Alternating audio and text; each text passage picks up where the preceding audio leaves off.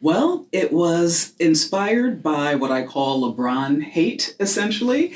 And I was just trying to think how a kid from Ohio, from poor circumstances, grows up to be a basketball superstar. That's like the American dream. So, why is so much shade thrown at this man?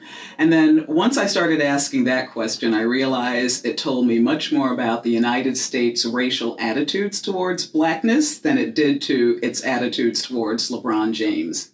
So, part of my reason for writing the book was to just place him in a different context and just show how much he teaches us about what it means to be Black in the United States at this moment.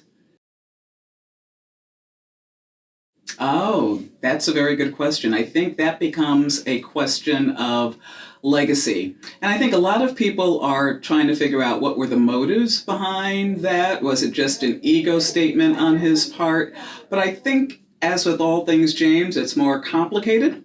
It probably might have been something that father and son wanted to do, but for both of them, I think it's about legacy, knowing that they represent so much to so many people. What a nice legacy to have that kind of generational link amidst basketball and professional sports, just to remind us of that human element that is still there.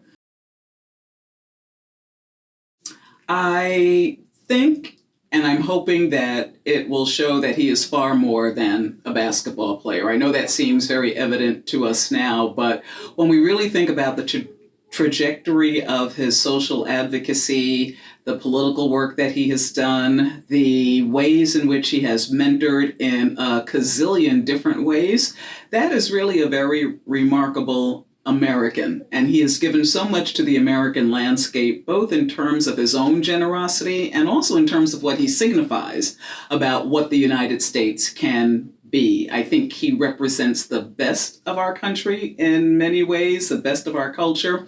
And part of that is an acknowledgement of the importance of Blackness to that culture.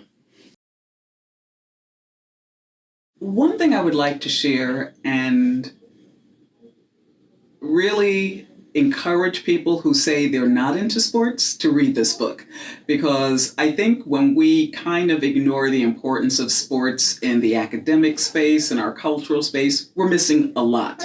And we're missing an avenue to reach a variety of people. One of the things I love about going to games of any kind are the fact that for a couple of hours I can sit with complete strangers and we have something in common.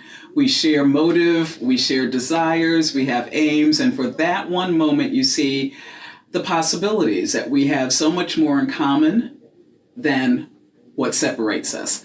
And so I hope people rethink James, but also rethink the role that athletics and sports play in our culture and how we can use it to enhance human experience.